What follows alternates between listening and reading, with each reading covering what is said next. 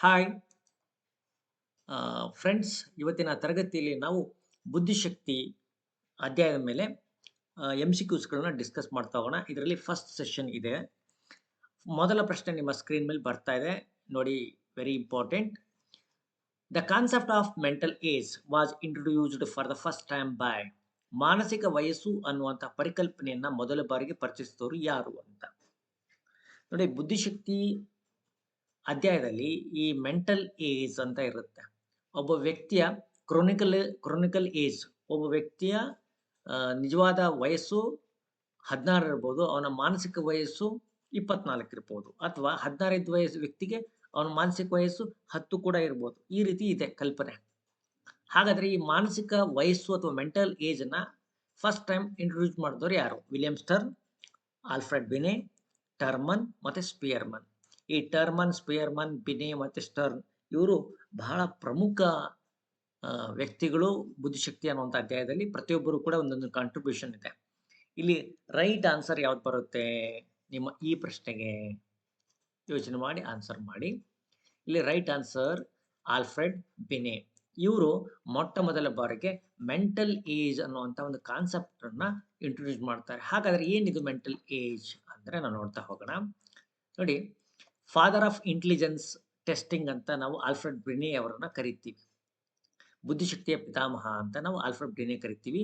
ಇವರು ಒಂದು ಟೆಸ್ಟ್ ಅನ್ನು ಡೆವಲಪ್ ಮಾಡ್ತಾರೆ. ಇನ್ 1905 ಅಲ್ಲಿ ಒಂದು ಪ್ರಾಕ್ಟಿಕಲ್ ಇಂಟೆಲಿಜೆನ್ಸ್ ಟೆಸ್ಟ್ ಅನ್ನು ಮಾಡ್ತಾರೆ. ಆಕ್ಚುಲಿ ಆ ಕಾಲದಲ್ಲಿ ಒಬ್ಬರನ್ನ ಆರ್ಮಿಗೆ ತಗೋಬೇಕು ಅಂತಂದ್ರೆ ಒಂದು ದಡ್ರನ್ನ ತೆಗೆದುಕೋಬೇಕು ಅನ್ನೋಂಥ ಒಂದು ಮನೋಭಾವದಿಂದ ಈ ದಡ್ರನ್ನ ಯಾರನ್ನ ಹುಡುಕ್ಬೋದು, ಹೇಗೆ ಹುಡುಕ್ಬೇಕು ಅಂತ ಗೊತ್ತಾಗೋ ಸಂದರ್ಭದಲ್ಲಿ ಅವರು ಬುದ್ಧಿಶಕ್ತಿಯನ್ನ ಡೆವಲಪ್ ಮಾಡ್ತಾರೆ. ಬುದ್ಧಿಶಕ್ತಿ ಪರೀಕ್ಷೆಗಳನ್ನು ಡೆವಲಪ್ ಮಾಡ್ತಾರೆ 1905ರಲ್ಲಿ.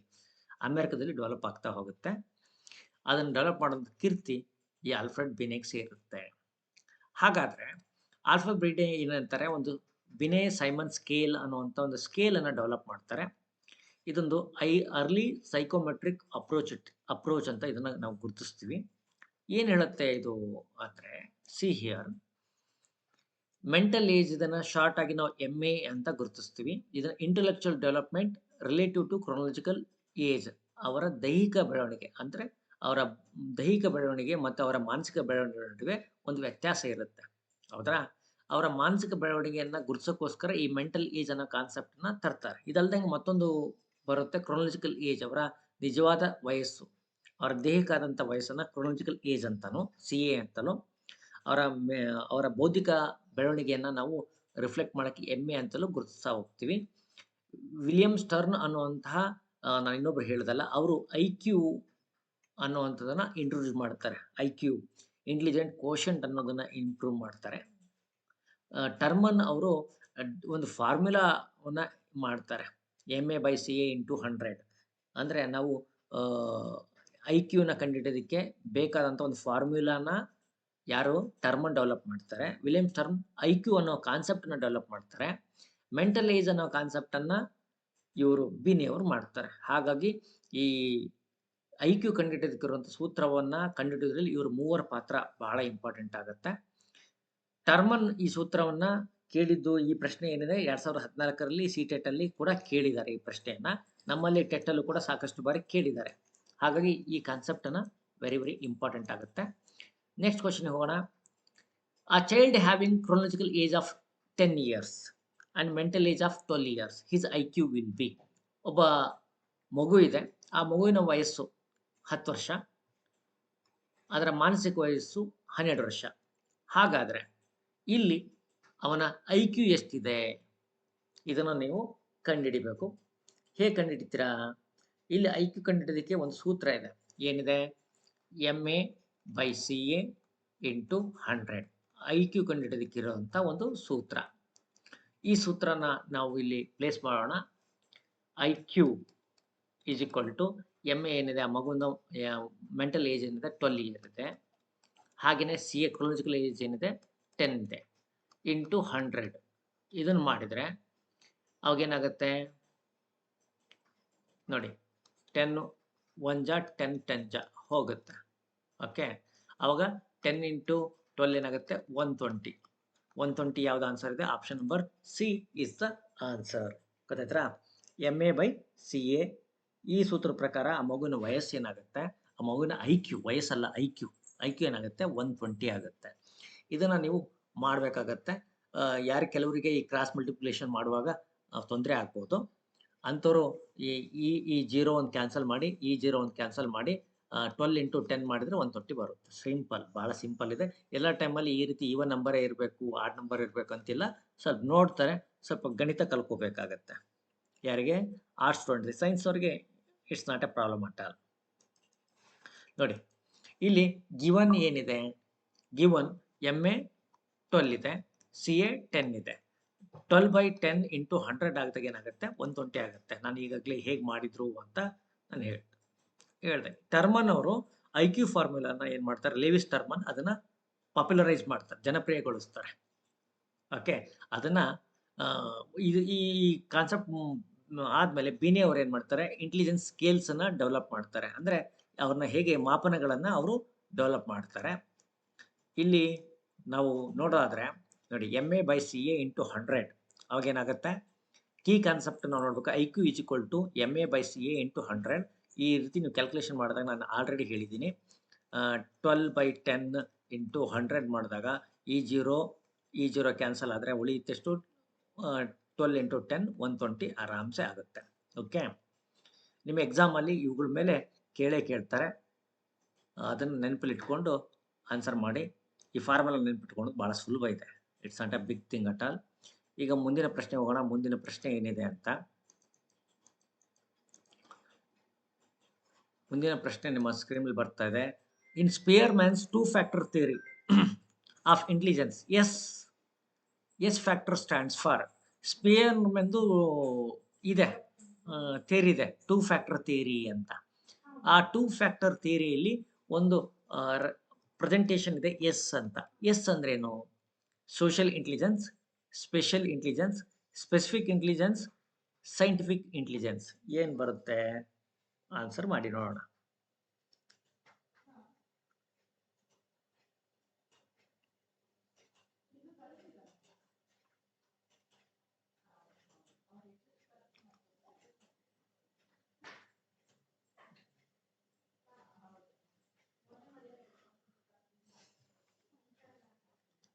ಸ್ಪಿಯರ್ಮ್ಯಾನ್ ಇವ್ರದಲ್ದಂಗೆ ಬೇರೆ ಬೇರೆ ಥಿಯರಿಗಳು ಕೂಡ ಇದೆ, ಇದರಲ್ಲಿದೆ. ಆ ಥಿಯರಿಗಳನ್ನು ನೀವು ಪ್ರಾಕ್ಟೀಸ್ ಮಾಡಿದಾಗ ಮಾತ್ರ ಅವುಗಳನ್ನು ನಿಮಗೆ ಆಲ್ರೆಡಿ ಮ್ಯಾಮ್ ಅವರು ನಿಮಗೆ ನೀಟಾಗಿ ಹೇಳಿದ್ದಾರೆ ಅಂದ್ಕೊಂಡಿದ್ದೀನಿ. ಆ ಕ್ಲಾಸನ್ನು ನೀವು ಕೇಳಿಲ್ಲ ಅಂತಂದ್ರೆ ನಿಮಗೆ ಕ್ಲಾಸ್ ರೂಮ್ ಆ್ಯಪಲ್ಲಿ ಬರುತ್ತೆ, ಆವಾಗ ಕಾನ್ಸೆಪ್ಟನ್ನು ನೀಟಾಗಿ ನೋಡ್ಕೋಬೋದು. 2 ಫ್ಯಾಕ್ಟರ್ ಥಿಯರಿ ಅಂತ ಬರುತ್ತೆ. ಸ್ಪಿಯರ್ಮ್ಯಾನ್ದು 2 ಫ್ಯಾಕ್ಟರ್ ಥಿಯರಿ ಬರುತ್ತೆ. ಒಂದು ಜಿ ಮತ್ತಿನ್ನೊಂದು ಎಸ್. ಅದನ್ನ GS ಥಿಯರಿ ಅಂತ ಕರೀತಾರೆ. ಏನು ಸರ್ GS ಥಿಯರಿ ಅಂದ್ರೇನು? G ಫಾರ್ ಜನರಲ್ ಫ್ಯಾಕ್ಟರ್ ಅಂತ. G ಫಾರ್ ಜನರಲ್ ಫ್ಯಾಕ್ಟರ್ ಸಾಮಾನ್ಯ ಅಂಶ ಅಂತನೋ. ಎಸ್ ಫಾರ್ ಸ್ಪೆಸಿಫಿಕ್ ಫ್ಯಾಕ್ಟರ್ ಅಂತಲೂ ಕರೀತಾರೆ. S for specific factor. ಏನು ಸರ್ ಸ್ಪೆಸಿಫಿಕ್ ಫ್ಯಾಕ್ಟರ್ ಅಂತಂದ್ರೆ? ಸ್ಪೆಸಿಫಿಕ್ ಫ್ಯಾಕ್ಟರ್ ಅಥವಾ ಸ್ಪೆಸಿಫಿಕ್ ಇಂಟೆಲಿಜೆನ್ಸ್ ಅಂತ ಕರೀತಾರೆ. ಸ್ಪೆಸಿಫಿಕ್ ಇಂಟೆಲಿಜೆನ್ಸ್ ಅಂತ ಕರೀತಾರೆ. ಇವೆರಡು ಏನು ಹೇಳುತ್ತೆ? ಇಲ್ಲಿ ಆನ್ಸರ್ ಯಾವ್ದಾಗುತ್ತೆ? Option number C is the right answer. Option number C ಇಲ್ಲಿ ನಮಗೆ ಕರೆಕ್ಟ್ ಆದಂತ ಆನ್ಸರ್ ಆಗುತ್ತೆ. ಹೋಗೋಣ ನೋಡಿ, ಇಲ್ಲಿ ನೋಡೋಣ ಒಂದಿಷ್ಟು. ನೋಡಿ, ಸೈಕಾಲಜಿಕಲ್ ಕಾಂಟೆಕ್ಸ್ಟ್ ಹೇಳಬೇಕಾದ್ರೆ ಇಂಟೆಲಿಜೆನ್ಸ್ ಅಲ್ಲಿ 2 ಫ್ಯಾಕ್ಟರ್ ಇದೆ. ಒಬ್ಬ ವ್ಯಕ್ತಿ 2 ಫ್ಯಾಕ್ಟರ್ನ ಮೈಂಡಲ್ಲಿ ಇಟ್ಕೊಂಡು ಇರಬೇಕು. ಒಂದು G ಫ್ಯಾಕ್ಟರ್, ಇನ್ನೊಂದು ಎಸ್ ಫ್ಯಾಕ್ಟರ್. G ಅಂದರೆ ಜನರಲ್ ಫ್ಯಾಕ್ಟರ್ ಅಂತ, ಇನ್ನೊಂದು ಸ್ಪೆಸಿಫಿಕ್ ಫ್ಯಾಕ್ಟರ್ ಅಂತ. ಸಾಮಾನ್ಯ ಸಂಗತಿ ಮತ್ತೆ ವಿಶಿಷ್ಟ ಸಂಗತಿ ಅಂತ ಹೇಳ್ತಾರೆ. ಇದನ್ನು ಡೆವಲಪ್ ಮಾಡಿದ್ದು ಚಾರ್ಲ್ಸ್ ಸ್ಪಿಯರ್ಮ್ಯಾನ್. ಹೌದಾ? ಇದನ್ನ ಫ್ಯಾಕ್ಟರ್ ಅನಾಲಿಸಿಸ್ ಅಪ್ರೋಚ್ ಅಂತ ಕರೀತಾರೆ. ಫ್ಯಾಕ್ಟರ್ ಅನಾಲಿಸಿಸ್ ಅಪ್ರೋಚ್ ಅಂತ ಇದನ್ನು ಕರೀತಾರೆ. 1904ರಲ್ಲಿ ಈ ಥಿಯರಿಯನ್ನು ಡೆವಲಪ್ ಮಾಡಿದ್ದು ಚಾರ್ಲ್ಸ್ ಸ್ಪಿಯರ್ಮ್ಯಾನ್. ಇವ್ರ ಪ್ರಕಾರ ಏನು ಹೇಳ್ತಾರೆ ನೋಡೋಣ. ನೋಡಿ, ಇಲ್ಲಿ G ಫ್ಯಾಕ್ಟರ್ ಅಂದ್ರೆ ಅದೊಂದು ಇನ್ನೇಟ್ ಅಂತಾರೆ. ಇನ್ನೇಟ್ ಅಂದ್ರೆ ಒಬ್ಬ ವ್ಯಕ್ತಿ ಅವನ ಹುಟ್ಟಿನ ಜೊತೆಗೆ ಅವನ ಒಳಗಡೆ ಡೆವಲಪ್ ಆಗಿರುತ್ತೆ. ಆಲ್ ಇಂಟೆಲೆಕ್ಚುಯಲ್ ಪರ್ಫಾರ್ಮೆನ್ಸ್, ಅವನ ಎಲ್ಲ ಬೌದ್ಧಿಕ ಸಾಮರ್ಥ್ಯ ಡಿಪೆಂಡ್ ಆಗೋದು ಅವನ G ಫ್ಯಾಕ್ಟರ್. ಇದು ಜನ್ಮಜಾತ ಒಂದು ಹಂತ. ಅಂದ್ರೆ ಒಬ್ಬ ವ್ಯಕ್ತಿ ಹುಟ್ಟಿದ ಜೊತೆಗೆ ಅವನೇನ್ ಮಾಡ್ತಾನೆ? G ಫ್ಯಾಕ್ಟರ್ ತಗೊಂಡು ಹುಡ್ತಾನೆ. ಆನಂತರ ಅವನಿಗೆ ಡೆವಲಪ್ ಆಗುತ್ತೆ ಎಸ್ ಫ್ಯಾಕ್ಟರ್. ಅವನ ಎನ್ವೈರ್ಮೆಂಟ್, ಅವನ ಕಲಿಕೆಯಿಂದಾಗಿ, ಅಂದ್ರೆ ಅವನ ಸುತ್ತಲಿರುವಂಥ ಪರಿಸರ ಮತ್ತು ಅವನು ಕಲಿಯುವಂಥ ಅಂಶಗಳಿಂದ ಏನಾಗುತ್ತೆ, ಎಸ್ ಫ್ಯಾಕ್ಟರ್ ಡೆವಲಪ್ ಆಗುತ್ತೆ. ಇಲ್ಲಿ ಅವನು ಕಲಿಯುವಂಥ ಮ್ಯಾಥಮೆಟಿಕ್ಸ್ ಆಗಿರ್ಬೋದು, ಮ್ಯೂಸಿಕ್ ಆಗಿರ್ಬೋದು, ಅಥವಾ ಒಂದು ಗೇಮಲ್ಲಿರೋ ಸ್ಕಿಲ್ ಆಗಿರ್ಬೋದು, ಇದೆಲ್ಲ ಎಸ್ ಫ್ಯಾಕ್ಟರ್ ಅಂತ ಗುರುತಿಸಲಾಗುತ್ತೆ. ಈ ಎಸ್ ಫ್ಯಾಕ್ಟರ್ ಸಕ್ಸಸ್ ಭಾಳ ಇಂಪಾರ್ಟೆಂಟ್ ಆಗುತ್ತೆ. ಉದಾಹರಣೆಗೆ ಸಚಿನ್ ತೆಂಡೂಲ್ಕರ್ ಅವನಲ್ಲಿ ಜನ್ಮಜಾತವಾಗಿ ಈ ಟ್ಯಾಲೆಂಟ್ ಇರ್ಬೋದು. ಆ ಟ್ಯಾಲೆಂಟ್ ಏನಿದೆ ಜಿ ಫ್ಯಾಕ್ಟರ್ ಅಂತ. ಆನಂತರ ಅವನು ಕ್ರಿಕೆಟಲ್ಲಿ ಏನು ಸ್ಕೋರ್ ಮಾಡೋದಕ್ಕೆ ಅವನು ಏನು ಡೆವಲಪ್ ಮಾಡ್ಕೊಂಡಲ್ಲ, ಅದು ಎಸ್ ಫ್ಯಾಕ್ಟರ್, ಅದು ಸ್ಪೆಸಿಫಿಕ್ ಫ್ಯಾಕ್ಟರ್ ಇದೆ. ಹೀಗೆ ನಮ್ಮ ಸ್ಕಿಲ್ ಸೆಟ್ಗಳೇನಿರುತ್ತೆ, ನಾವು ಕಲಿಯುವಂತಹ ಕೌಶಲ್ಯಗಳೆಲ್ಲ ಇದರಲ್ಲಿ ಬರುತ್ತೆ. ಇದು 2019 ಮತ್ತು HSCR ಅಲ್ಲೂ ಕೂಡ ಈ ಪ್ರಶ್ನೆ ಬಂದು ಹೋಗಿದೆ. ಮುಂದಿನ ಪ್ರಶ್ನೆಗೆ ಹೋಗೋಣ. Who among the following categorized intelligence as fluid, GF and crystallized? ಯಾರು ಈ ಕೆಳಗಿನಲ್ಲಿ ಯಾರು ದ್ರವ ಮತ್ತು ಸ್ಫಟಿಕೃತ ಬುದ್ಧಿಶಕ್ತಿಗಳಾಗಿ ವಿಂಗಡಣೆ ಮಾಡಿದ್ದಾರೆ? ರೇಮಂಡ್ ಕೆಟಲ್, ಎಲ್ ಥಾರ್ನ್ಡೈಕ್, ಡೇವಿಡ್ ವೆಶ್ಲರ್, ಹಾಗೆ JP ಗಿಲ್ಫೋರ್ಡ್.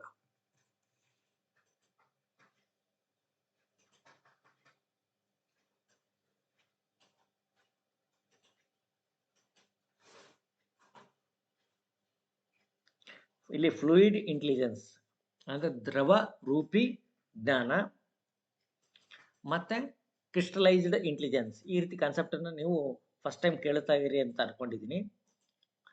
ಈ ಕಾನ್ಸೆಪ್ಟ್ ಕೂಡ ಇದೆ. ಫ್ಲೂಯಿಡ್ ಇಂಟೆಲಿಜೆನ್ಸ್ಗೆ GF ಅಂತಾನು, ಕ್ರಿಸ್ಟಲೈಸ್ಡ್ ಇಂಟೆಲಿಜೆನ್ಸ್ಗೆ GC ಅಂತಲೂ ಕೂಡ ಕರೀತಾರೆ. ಇದನ್ನ ಡೆವಲಪ್ ಮಾಡಿದ್ದು ರೇಮಂಡ್ ಕೆಟಲ್. ಏನು ರೇಮಂಡ್ ಕೆಟಲ್ ಅಂತ ಇವರು ರೇಮಂಡ್ ಕೆಟಲ್ ಹಾಗೆ ಜಾನ್ ಹಾರ್ನ್ ಅನ್ನುವಂಥ ವ್ಯಕ್ತಿ, ಜಾನ್ ಹಾರ್ನ್, ಇವರಿಬ್ಬರು ಕೂಡಿ ಏನು ಮಾಡ್ತಾರೆ, ಈ ಫ್ಲೂಯಿಡ್ ಮತ್ತು ಕ್ರಿಸ್ಟಲೈಸ್ಡ್ ಇಂಟೆಲಿಜೆನ್ಸ್ ಅಂದರೆ ದ್ರವ ಮತ್ತು ಸ್ಫಟಿಕೃತ ಬುದ್ಧಿಶಕ್ತಿಯನ್ನು ಅವರು ವರ್ಗೀಕರಣ ಮಾಡ್ತಾರೆ.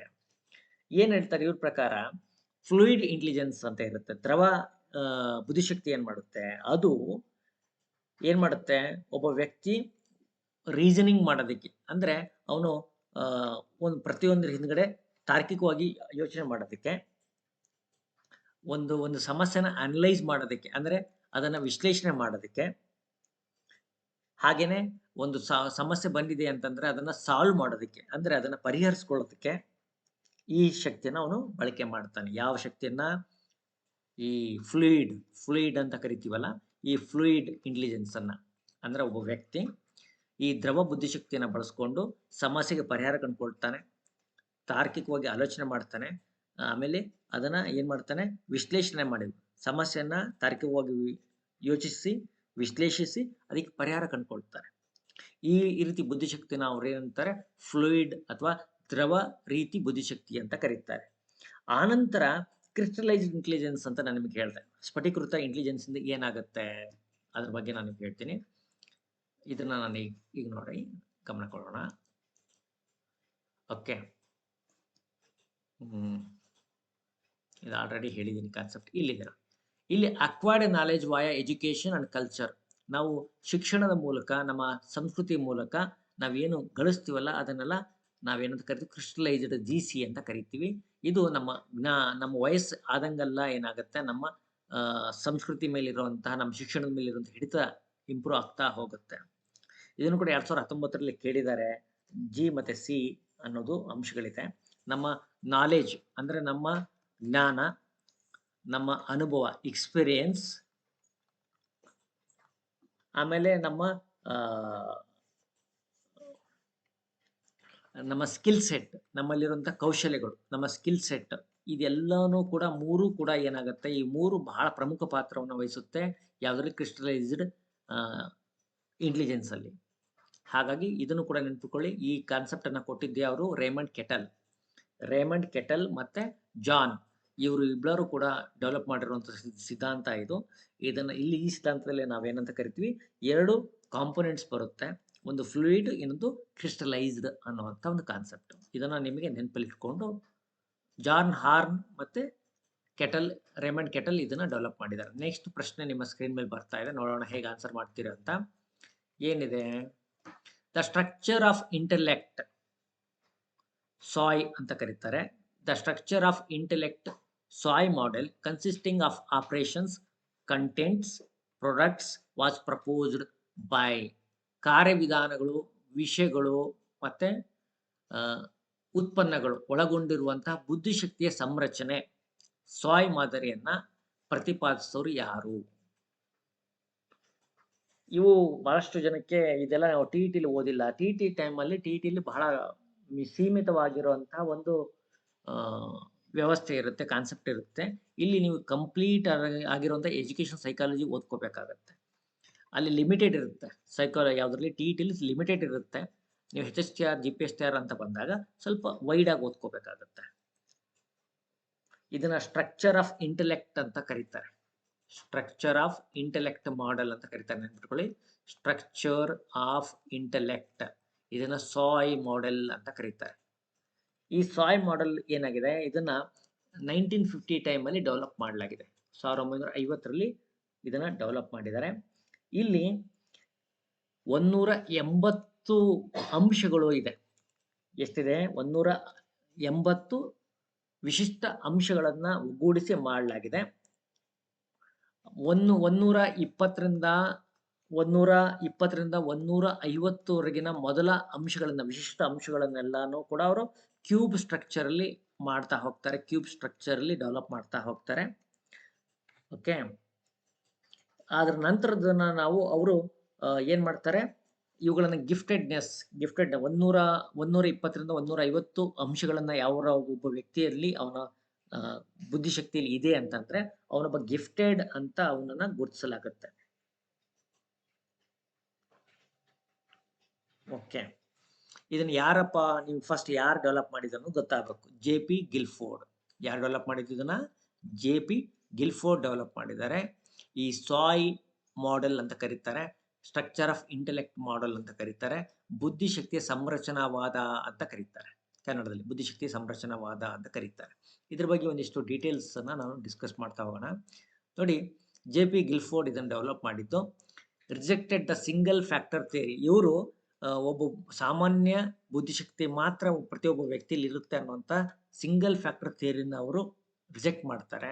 ಅವರು ಆರಂಭದಲ್ಲಿ 120 ಎಬಿಲಿಟಿಗಳಿದೆ ಅಂತ ಹೇಳ್ತಾ, ಮುಂದೆ ಒಬ್ಬ ವ್ಯಕ್ತಿಗೆ ಜೀವಿತಾವಧಿಯಲ್ಲಿ ಅವನಿಗೆ 120 ಸಾಮರ್ಥ್ಯಗಳಿದ್ರೆ ಸಾಕು ಅಂತ ಆರಂಭದಲ್ಲಿ ಹೇಳ್ತಾರೆ. ಮುಂದೆ 180 ಸಾಮರ್ಥ್ಯಗಳು ಒಬ್ಬ ಮನುಷ್ಯ ಸಾಧನೆ ಮಾಡ್ಬೋದು. ಒಬ್ಬ ವ್ಯಕ್ತಿ ಸೈದ್ಧಾಂತಿಕವಾಗಿ 180 ಅಂಶಗಳ ಒಂದು ಸಾಮರ್ಥ್ಯವನ್ನು ಒಳಗೊಂಡಿರ್ಬೋದು ಅನ್ನೋದನ್ನ ಅವರು ಮುಂದೆ ಡೆವಲಪ್ ಮಾಡ್ತಾರೆ. ರೈಟ್, ಇಲ್ಲಿ ಏನಿದೆ ಅಂತಂದ್ರೆ ಇಲ್ಲಿ 3 ಮುಖ್ಯವಾದ ಅಂಶಗಳು ಬರುತ್ತೆ ಇವರ ಥಿಯರಿಯಲ್ಲಿ. ಆಪರೇಷನ್ಸ್, ಹಾಗೇನೆ ಕಂಟೆಂಟ್ಸ್ ಮತ್ತೆ ಪ್ರೊಡಕ್ಟ್ಸ್ ಅಂತ. ಉತ್ಪನ್ನಗಳು, ಅಂಶಗಳು ಮತ್ತೆ ಆಪರೇಷನ್ಸ್ ಅನ್ನುವಂಥ 3 ಮೆಥಡ್ಗಳನ್ನ ಅವರು ಹೇಳ್ತಾರೆ. ಅಂದ್ರೆ ಒಬ್ಬ ವ್ಯಕ್ತಿಗೆ ಈ ಆಪರೇಷನ್ಸ್ ಅಲ್ಲಿ ಏನ್ ಬರುತ್ತೆ, ಒಬ್ಬ ವ್ಯಕ್ತಿ ಆಪರೇಷನ್ಸ್ ಅಲ್ಲಿ 5ರಿಂದ 6 ಟೈಪ್ ಹೇಳ್ತಾರೆ. 5ರಿಂದ 6 ಟೈಪ್ ಆಪರೇಷನ್ಸ್ ಅಲ್ಲಿ ಬರುತ್ತೆ ಅಂತ ಹೇಳ್ತಾರೆ. ಏನಪ್ಪಾ ಅಂದ್ರೆ ಒಬ್ಬ ವ್ಯಕ್ತಿ ಅವನ ಬೌದ್ಧಿಕ ಶಕ್ತಿ, ಅವನ ಮುಖ್ಯ ಶಕ್ತಿ ಅವರ ನಂತರ ಕಾಗ್ನಿಷನ್ ಅಂತ ಹೇಳ್ತಾರೆ. ಕಾಗ್ನಿಷನ್ ಅಂತಾರೆ. ನಂತರದ್ದು ಮೆಮೊರಿ ಅಂತ ಹೇಳ್ತಾರೆ, ಜ್ಞಾಪಕ ಶಕ್ತಿ ಅಂತ ಅದನ್ನು ಕೂಡ ಗುರುತಿಸ್ತಾರೆ. ಆನಂತರ ಡೈವರ್ಜೆಂಟ್ ಪ್ರೊಡಕ್ಷನ್ ಅಂತ ಹೇಳ್ತಾರೆ. ಡೈವರ್ಜೆಂಟ್ ಅಂದ್ರೆ ವಿಭಿನ್ನವಾಗಿ ಯೋಚನೆ ಮಾಡುವಂತ ಒಂದು ಮನೋಭಾವ ಅಂತ ಹೇಳ್ತಾರೆ. ಆನಂತರ ಕನ್ವರ್ಜೆಂಟ್ ಅಂತ ಮತ್ತೊಂದು ವಿಷಯನ ಹೇಳ್ತಾರೆ. ಆನಂತರ ಇವ್ಯಾಲ್ಯೂಯೇಷನ್. ಇವಿಷ್ಟು ಅಂಶಗಳನ್ನ ಅವರು ಎದರಲ್ಲಿ ಹೇಳ್ತಾರೆ? ಆಪರೇಷನ್ಸ್ ಅಲ್ಲಿ ಹೇಳ್ತಾರೆ. ಒಬ್ಬ ವ್ಯಕ್ತಿಗೆ 5ರಿಂದ 6 ಈ ಅಂಶಗಳು ಅವನಿಗೆ ಬಹಳ ಸಹಾಯಕವಾಗುತ್ತೆ. ಕಾಗ್ನಿಷನ್, ಏನಾದ್ರೂ ಗುರುತಿಸಿ ಅದನ್ನ ತಲೆಯಲ್ಲಿ ಇಟ್ಕೊಳ್ಳುವಂತಹ ಒಂದು ಶಕ್ತಿ, ನೆನಪಿಡುವಂತಹ ಒಂದು ಶಕ್ತಿ. ಆಮೇಲೆ ಒಂದು ಡೈವರ್ಜೆಂಟ್, ಒಂದು ವಿಚಾರವನ್ನ ವಿಭಿನ್ನ ರೀತಿಯಲ್ಲಿ ಯೋಚನೆ ಮಾಡುವಂತ ಡೈವರ್ಜೆಂಟ್ ಥಿಂಕಿಂಗ್. ಆಮೇಲೆ ತನ್ನ ಇಡೀ ಶಕ್ತಿಯನ್ನ ಒಂದೇ ಕಡೆ ಹಾಕುವಂತ ಕನ್ವರ್ಜೆಂಟ್ ಥಿಂಕಿಂಗ್. ಪ್ರತಿಯೊಂದನ್ನು ತಾರ್ಕಿಕವಾಗಿ ಯೋಚಿಸಿ ಅದನ್ನ ಇವ್ಯಾಲ್ಯೂಟ್ ಮಾಡುವಂತ ಈ ಶಕ್ತಿ. ಇಷ್ಟು ಶಕ್ತಿಗಳನ್ನು ಅವರು ಆಪರೇಷನ್ಸ್ ಅಂತ ಕರೀತಾರೆ. ವಾಟ್ ದ ಮೈಂಡ್ ಡಸ್, ನಮ್ಮ ಮೈಂಡ್ ಇವಿಷ್ಟೇ ಕೆಲಸಗಳನ್ನ ಮಾಡುತ್ತೆ ಅಂತ ಹೇಳ್ತಾರೆ. ಆನಂತರ ಕಂಟೆಂಟ್ಸ್ ಅಂತ ಬರುತ್ತೆ. ಏನ್ ಸರ್ ಕಂಟೆಂಟ್ಸ್ ಅಂದ್ರೆ, ನಾವು ಯಾವ್ದೊಂದು ವಿಷಯಗಳನ್ನ ನೋಡಿದಾಗ ಮೊದಲು ಕಣ್ಣಿಂದ ನೋಡ್ತೀವಿ, ಅದನ್ನ ವಿಜುವಲ್ ಅಂತ ಕರೀತಾರೆ. ಆನಂತರ ಕಿವಿಯಿಂದ ಕೇಳ್ತೀವಿ, ಅದನ್ನ ಆಡಿಟರಿ ಅಂತ ಕರೀತಾರೆ, ಶ್ರವಣ ಕೌಶಲ್ಯ ಅಂತ ನಾವು ಹೇಳ್ತೀವಿ. ಆನಂತರ ಸಿಂಬೋಲಿಕ್. ಉದಾಹರಣೆ, ನಾನು ಈ ಬರೀತಿರುವಂತಹ ಒಂದು ವರ್ಡ್ ಇದೆ ಸಿಂಬೋಲಿಕ್, ಹೌದಾ? ಸಿಂಬೋಲಿಕ್ ಅನ್ನುವಂಥ ಈ ಪದ, ಈ ಪ್ರತಿಯೊಂದು ಸ್ಪೆಲ್ಲಿಂಗು ಕೂಡ ಏನಿದೆ, ನಾವು ಮೈಂಡ್ ಅದನ್ನು ಗುರುತಿಸ್ತಾ ಹೋಗುತ್ತೆ. ಓಕೆ, ಅದನ್ನ ಸಿಂಬೋಲಿಕ್ ಅಂತ. ಆಮೇಲೆ ಪ್ರತಿಯೊಂದಕ್ಕೂ ಅರ್ಥೈಸ್ಕೊಳ್ತಾ ಹೋಗ್ತೀವಿ, ಅದನ್ನ ಸಿಮ್ಯಾಂಟಿಕ್ ಅಂತ. ಆ ನಂತರ ಪ್ರತಿಯೊಂದಕ್ಕೂ ನಮ್ಮದೇ ಆದಂಥ ಒಂದು ಬಿಹೇವಿಯರಲ್ ಆಟಿಟ್ಯೂಡ್ ತೋರಿಸ್ತಾ ಹೋಗ್ತೀವಿ, ಅದನ್ನು ಬಿಹೇವಿಯರಲ್ ಅಂತ. ಹೀಗೆ ವಿಜುವಲ್, ಆಡಿಟರಿ, ಸಿಂಬೋಲಿಕ್ ಮತ್ತು ಸಿಮ್ಯಾಂಟಿಕ್ ಮತ್ತು ಬಿಹೇವಿಯರಲ್ ಇವೆಲ್ಲ ನಮ್ಮ ಮೈಂಡು ಪ್ರೊಸೆಸ್ ಮಾಡೋ. ನಾವು ಯಾವುದೇ ಒಂದು ಜ್ಞಾನ ನಮಗೆ ಒಂದು ವಿಚಾರ ಬಂತು, ನಾನು ನಿಮಗೆ ಹೇಳ್ತಾ ಹೋಗ್ತೀನಿ. ಆರ್ಟಿಫಿಷಿಯಲ್ ಇಂಟೆಲಿಜೆನ್ಸ್ ಅಂತ ಅನ್ಕೊಳ್ಳಿ. ಈ ಆರ್ಟಿಫಿಷಿಯಲ್ ಇಂಟೆಲಿಜೆನ್ಸ್ ಅಂದ ತಕ್ಷಣ ನಮ್ಮ ತಲೆಯಲ್ಲಿ ಏನು ಚಿತ್ರ ಬರುತ್ತೆ, ನಮ್ಮ ಕಿವಿ ಏನು ಕೇಳಿಸ್ಕೊಳ್ಳುತ್ತೆ, ನಾವು ಮೈಂಡಲ್ಲಿ ಯಾವ ಪಿಕ್ಚರ್ ಇಮೇಜ್ನ ಕ್ರಿಯೇಟ್ ಮಾಡ್ಕೊಳ್ತೀವಿ, ಅದನ್ನು ಹೇಗೆ ಅರ್ಥೈಸ್ಕೊಳ್ತೀವಿ, ಇದೆಲ್ಲ ನಮ್ಮ ಮೈಂಡಲ್ಲಿ ನಡೆಯುವಂಥ ಕಂಟೆಂಟ್ಸ್. ಮಟೀರಿಯಲ್ನ ಹೇಗೆ ನಾವು ಪ್ರೊಸೆಸ್, ಒಂದು ಜ್ಞಾನವನ್ನು ಹೇಗೆ ನಾವು ಒಳಗಡೆ ತಗೊಳ್ತೀವಿ ಅನ್ನೋವಂಥ ಹೇಳೋದೇ ಕಂಟೆಂಟ್ಸ್. ಮುಂದೆ ಬರುತ್ತೆ ಪ್ರೊಡಕ್ಟ್ಸ್ ಅಂತ. ಪ್ರೊಡಕ್ಟ್ಸ್ ಅಂದರೆ ನಾವೇನು ಮಾಡ್ತೀವಿ, ಅವುಗಳನ್ನು ಕೆಲವು ಅಂಶಗಳನ್ನು ಆರ್ಗನೈಸ್ ಮಾಡ್ತೀವಿ, ಕೆಲವನ್ನ ನಮ್ಮ ಮೈಂಡಲ್ಲಿ ಹೊಂದಾಣಿಕೆ ಮಾಡ್ಕೊಳ್ತೀವಿ, ಸರಿಯಾದ ರೀತಿಯಲ್ಲಿ ಜೋಡಿಸ್ತೀವಿ. ಹಾಗೇನೆ ಅವುಗಳನ್ನು ನಾವು ಯೂನಿಟ್ಸ್ ಆಗಿ ಜೋಡಿಸ್ತೀವಿ, ಸಣ್ಣ ಸಣ್ಣ ಘಟಕಗಳಾಗಿ ಜೋಡಿಸ್ತೀವಿ. ಅವುಗಳನ್ನ ವರ್ಗೀಕರಣ ಮಾಡ್ತೀವಿ, ಕ್ಲಾಸಿಫಿಕೇಶನ್ ಮಾಡಿಸ್ತೀವಿ, ಒಂದ್ರ ನಡುವೆ ಸಂಬಂಧಗಳನ್ನು ಜೋಡಿಸ್ತೀವಿ. ಹಾಗೆಯೇ ಒಂದು ಸಿಸ್ಟಮ್ ಡೆವಲಪ್ ಮಾಡ್ಕೊಳ್ತೀವಿ, ಕೆಲವನ್ನ ಟ್ರಾನ್ಸ್ಫಾರ್ಮೇಷನ್ಸನ್ನು ಮಾಡ್ಕೊಳ್ತೀವಿ, ನಮಗೆ ಬೇಕಾದ ರೀತಿಯಲ್ಲಿ ಬದಲಾವಣೆ ಮಾಡ್ಕೊಳ್ತೀವಿ. ಇದೆಲ್ಲ ಪ್ರೊಡಕ್ಟ್ಸ್ ಅಂತ ಕರೀತಾರೆ. ಈ ಥಿಯರಿಯನ್ನು ಡೆವಲಪ್ ಮಾಡಿರೋ ಕೀರ್ತಿ JP ಗಿಲ್ಫೋರ್ಡ್ ಅವ್ರಿಗೆ ಬರುತ್ತೆ. JP ಗಿಲ್ಫೋರ್ಡ್ ಅವರ ಈ ಸಿದ್ಧಾಂತ ಏನಿದೆ, ಈ ಸಿದ್ಧಾಂತ ಬಹಳ ಪ್ರಮುಖವಾದ ಸಿದ್ಧಾಂತ. ಇಲ್ಲಿ 180 ಸಾಮರ್ಥ್ಯಗಳನ್ನು ಅವರು ಗುರುತಿಸ್ತಾರೆ. GP ಕಾರಕಗಳು ಅಂತ ಇದನ್ನ ಶಾರ್ಟ್ ಆಗಿ ಕರೀತಾರೆ. ರೈಟ್, ಎಲ್ಲದ್ರ ಬಗ್ಗೆ ನಾನು ನೀಟಾಗಿ ಹೇಳಿದ್ದೀನಿ. ಮುಂದೋಗೋಣ. ಮುಂದಿನ ಪ್ರಶ್ನೆ ಏನಿದೆ ನಿಮ್ಮ ಸ್ಕ್ರೀನ್ ಮೇಲೆ ಬರ್ತಾ ಇದೆ. Intelligence is the ability to adapt, to shape, to select environment, to accomplish one's goals and those one's society and culture. This definition aligns with. ಅಂದರೆ ಬುದ್ಧಿಶಕ್ತಿ ಅನ್ನೋದು ವ್ಯಕ್ತಿಯವನ ಸಮಾಜ ಮತ್ತು ಅವನ ಸಂಸ್ಕೃತಿ ಗುರಿಗಳನ್ನು ಸಾಧಿಸಲು ಅವನ ಪರಿಸರಕ್ಕೆ ಹೊಂದಿಸಿಕೊಳ್ಳುವಂತಹ, ರೂಪಿಸಿಕೊಳ್ಳುವಂತಹ, ಆಯ್ಕೆ ಮಾಡುವ ಸಾಮರ್ಥ್ಯ ಅಂತ ಯಾರು ಹೇಳ್ತಾರೆ, ಯಾವ ಸಿದ್ಧಾಂತದಲ್ಲಿ ಇದು ಹೊಂದಾಣಿಕೆ ಆಗುತ್ತೆ? ಸ್ಪೇರ್ಮನ್ ಸಿದ್ಧಾಂತ, ಗಾರ್ಡ್ನರ್ ಥಿಯರಿ, ಸ್ಟರ್ನ್ಬರ್ಗ್ ಟೈರಾರ್ಕಿಕ್ ಥಿಯರಿ ಅಥವಾ ತ್ರಿಕೋನ ಸಿದ್ಧಾಂತ, ಸ್ಟರ್ನ್ಬರ್ಗ್ ಅವರ ತ್ರಿಕೋನ ಸಿದ್ಧಾಂತ, ಆಮೇಲೆ ಥರ್ಸ್ಟನ್ದು ಪ್ರೈಮರಿ ಎಬಿಲಿಟೀಸ್, ಥರ್ಸ್ಟನ್ ಅವರ ಪ್ರಾಥಮಿಕ ಸಾಮರ್ಥ್ಯಗಳು. ಇದು ಥಿಯರಿ ಇದೆ. ಅಂದರೆ ಇಂಟೆಲಿಜೆನ್ಸ್ ಅನ್ನೋದು ಒಂದು ನಮ್ಮ ಸಾಮರ್ಥ್ಯ. ಇದೇನು ಮಾಡುತ್ತೆ, ನಾವು ಅಡ್ಯಾಪ್ಟ್ ಮಾಡ್ಕೊಳಕ್ಕೆ, ಹೊಂದಾಣಿಕೆ ಮಾಡ್ಕೊಳಕ್ಕೆ, ಶೇಪ್ ಮಾಡೋದಕ್ಕೆ, ಹಾಗೆ ನಮಗೆ ಸೆಲೆಕ್ಟ್ ಮಾಡ್ಕೊಳಕ್ಕೆ, ಏನನ್ನ ನಮ್ಮ ಪರಿಸರವನ್ನು, ಇದ್ರ ಮೂಲಕ ನಾವು ಏನನ್ನ ನಮ್ಮ ವೈಯಕ್ತಿಕವಾಗಿ, ಸಾಮಾಜಿಕವಾಗಿ, ಸಾಂಸ್ಕೃತಿಕವಾಗಿ ಕೆಲವೊಂದು ಗುರಿಗಳಿರುತ್ತೆ. ಆ ಗುರಿಗಳನ್ನು ಸಾಧನೆ ಮಾಡೋಕ್ಕೋಸ್ಕರ ನಾವು ನಮಗೆ ಬೇಕಾದ ರೀತಿಯಲ್ಲಿ ಹೊಂದಿಸಿಕೊಳ್ಳುವ ಮತ್ತು ಆಯ್ಕೆ ಮಾಡುವ, ರೀಶೇಪ್ ಮಾಡುವ ಅನ್ನೋ ಸಾಮರ್ಥ್ಯನ ಇಂಟೆಲಿಜೆನ್ಸ್ ಅಂತ ಕರೀತಾರೆ. ಈ ರೀತಿ ಹೇಳಿದವರು ಯಾರು ಅನ್ನೋಂಥ ಪ್ರಶ್ನೆ. ಇಲ್ಲಿ ರೈಟ್ ಆನ್ಸರ್ ಏನಿದೆ ಸಿಗುತ್ತೆ ಅಂದ್ರೆ, ಈಗ ರೈಟ್ ಆನ್ಸರ್ ಸ್ಟರ್ನ್ಬರ್ಗ್ ಅವರ ಟ್ರೈಯಾರ್ಕಿಕ್ ಥಿಯರಿ ಅಂತ ಹೇಳ್ತಾರೆ. ಸ್ಟರ್ನ್ಬರ್ಗ್ ಅವರ ಟ್ರೈಯಾರ್ಕಿಕ್ ಥಿಯರಿ, ಇದ್ರ ಬಗ್ಗೆ ನಾನು ನಿಮಗೆ ಹೇಳ್ತಾ ಹೋಗ್ತೀನಿ. ಏನು ಈ ಥಿಯರಿ ಏನು ಹೇಳುತ್ತೆ, ನಾವು ಇದರಲ್ಲಿ ಏನು ಅರ್ಥ ಮಾಡ್ಕೋಬೇಕು. ಸ್ಟರ್ನ್ಬರ್ಗ್ ಅವರು ಏನು ಸ್ಟರ್ನ್ಬರ್ಗ್ ಓಕೆ, ತ್ರಿಕಾರಕ ಸಿದ್ಧಾಂತ ಅಂತ ಕರೀತಾರೆ. ಇದನ್ನೆಂತ ಟ್ರೈಯಾರ್ಕಿಕ್ ಥಿಯರಿ ಅಂತ ಕರೀತಾರೆ, ಅಥವಾ ಸ್ಟರ್ನ್ಬರ್ಗ್ ಅವರ ಥಿಯರಿ ಆಫ್ ಇಂಟೆಲಿಜೆನ್ಸ್ ಅಂತ ಕರೀತಾರೆ, ತ್ರಿಕಾರಕ ಸಿದ್ಧಾಂತಗಳು ಅಂತ ಕರೀತಾರೆ. ಏನ್ ಸರ್ ಈ ತ್ರಿಕಾರಕ ಸಿದ್ಧಾಂತ? ಇದನ್ನು ಯಾವಾಗ ಡೆವಲಪ್ ಮಾಡಿದ್ದು? ಇಟ್ ಈಸ್ ಡೆವಲಪ್ಡ್ ಇನ್ 1985, 1985ರಲ್ಲಿ ಈ ಸಿದ್ಧಾಂತವನ್ನ ಡೆವಲಪ್ ಮಾಡಲಾಗತ್ತೆ. ಓಕೆ, ಇದರ ಸಿದ್ಧಾಂತವನ್ನ ಡೆವಲಪ್ ಮಾಡಿದವರು ಅಂತ ಕೀರ್ತಿಯರಿಗೆ ರಾಬರ್ಟ್ ಸ್ಟರ್ನ್ಬರ್ಗ್ ಅವ್ರಿಗೆ ಇದೆ. ಇವ್ರು ಏನ್ ಹೇಳ್ತಾರೆ ಈ ಸಿದ್ಧಾಂತದಲ್ಲಿ? ಅವರು ಏನ್ ಹೇಳ್ತಾರೆ, ಅವರು ರಿಯಲ್ ವರ್ಲ್ಡ್ ಬಿಹೇವಿಯರಲ್ ಸಕ್ಸಸ್ ಬಗ್ಗೆ ಹೇಳ್ತಾರೆ. ಅವರು ಕಾಗ್ನಿಟಿವ್ ಮೆಟ್ರಿಕ್ಸ್, ಆರಂಭದಲ್ಲಿ ಸೈದ್ಧಾಂತಿಕವಾಗಿ ಕೆಲವು ಅಂಶಗಳನ್ನು ನಾವು ಏನು ಯೋಚನೆ ಮಾಡ್ತಾ ಇದ್ವಿ, ಅವುಗಳು ಹೇಗೆ ನಿಜವಾದ ಪ್ರಪಂಚದಲ್ಲಿ ಸಕ್ಸಸ್ ಅನ್ನು ಹೊಂದೋದಕ್ಕೆ ಏನ್ ಬೇಕು, ಏನ್ ಬಿಹೇವಿಯರಲ್ ಚೇಂಜಸ್ ಮಾಡ್ಕೋಬೇಕು, ಇದ್ರ ಬಗ್ಗೆ ಆ ಸಿದ್ಧಾಂತದಲ್ಲಿ ಹೇಳ್ತಾ ಹೋಗ್ತಾರೆ. ಈ ತ್ರಿಕಾರಕ ಸಿದ್ಧಾಂತದಲ್ಲಿ 3 ಮುಖ್ಯ ಅಂಶಗಳು ಬರುತ್ತೆ. ಒಂದು ಕಾಂಪೋನೆನ್ಷಿಯಲ್ ಅಂತಾರೆ, ವಿಶ್ಲೇಷಣಾತ್ಮಕ ಸಾಮರ್ಥ್ಯ ಅಂತ ಇದನ್ನ ಕರೀತಾರೆ, ಅನಾಲಿಟಿಕಲ್ ಇಂಟೆಲಿಜೆನ್ಸ್ ಅಂತ ಕರೀತಾರೆ. ಎರಡನೇದು ಬರುತ್ತೆ ಎಕ್ಸ್ಪೆರಿಮೆಂಟಲ್ ಅಂತ, ಕ್ರಿಯೇಟಿವ್ ಇಂಟೆಲಿಜೆನ್ಸ್ ಅಂತ. ಮತ್ತೊಂದು ಕಾಂಟೆಕ್ಸ್ಚುಯಲ್ ಅಂತಾರೆ, ಸಾಂದರ್ಭಿಕ ಅಂತ. ಅಂದ್ರೆ ಒಬ್ಬ ವ್ಯಕ್ತಿ ಜೀವನದಲ್ಲಿ ಸಕ್ಸಸ್ ಆಗ್ಬೇಕಂದ್ರೆ ಅವನಿಗೆ ಇರುವಂಥ ಸಮಸ್ಯೆನ ಅವನು ವಿಶ್ಲೇಷಣೆ ಮಾಡಬೇಕು, ವಿಶ್ಲೇಷಣಾತ್ಮಕವಾಗಿ ಅವನ ಯೋಚನೆ ಮಾಡೋ ಶಕ್ತಿ ಇದ್ರೆ ಸಮಸ್ಯೆ ಇಲ್ಲಿದೆ, ಅದನ್ನು ಹೇಗೆ ಟ್ಯಾಕಲ್ ಮಾಡಬೇಕು, ಯಾವ ಆ್ಯಂಗಲಿಂದ ಟ್ಯಾಕಲ್ ಮಾಡಬೇಕು ಅಂತ ಯೋಚನೆ ಮಾಡೋದು ಕಾಂಪೊನೆನ್ಷಿಯಲ್ ಅಂತ ಹೇಳ್ತಾರೆ. ಆನಂತರ ಏನು ಮಾಡ್ತಾನೆ ಅವನು, ಕ್ರಿಯೇಟಿವ್ ಆಗಬೇಕಾಗತ್ತೆ, ಎಕ್ಸ್ಪೆರಿಮೆಂಟಲ್ ಆಗಬೇಕಾಗತ್ತೆ. ಅಂದರೆ ತಾನು ಮಾಡ್ತಿರುವಂಥ ವಿಶ್ಲೇಷಣೆಯ ಮೂಲಕ ತಾನು ಅಂದ್ಕೊಂಡಿರುವಂಥ ಪರಿಹಾರಗಳು ಕೆಲಸ ಮಾಡುತ್ತಾ ಇಲ್ಲ, ತಾನು ಅಂದ್ಕೊಂಡಿರೋದು ಪ್ರಾಕ್ಟಿಕಲ್ ಹೌದಾ ಇಲ್ಲ ಅಂತ ಅವನೇನು ಮಾಡಬೇಕಾಗತ್ತೆ, ಎಕ್ಸ್ಪೆರಿಮೆಂಟ್ ಮಾಡಬೇಕಾಗತ್ತೆ. ಎಕ್ಸ್ಪೆರಿಮೆಂಟ್ ಮಾಡಿಕೊಂಡು ಸಿಚುವೇಶನ್ಗೆ ಸಂಬಂಧ ಇದ್ದ ಹಾಗೆ ಒಂದು ಒಂದು ಅವನೊಂದು ಜನರಲ್ ಆಗಿ ಒಂದು ಕನ್ಕ್ಲೂಷನ್ಗೆ ಬರ್ತಾನೆ ಅನ್ಕೊಳ್ಳಿ, ಒಂದು ತೀರ್ಮಾನಕ್ಕೆ ಬರ್ತಾನೆ ಅನ್ಕೊಳ್ಳಿ.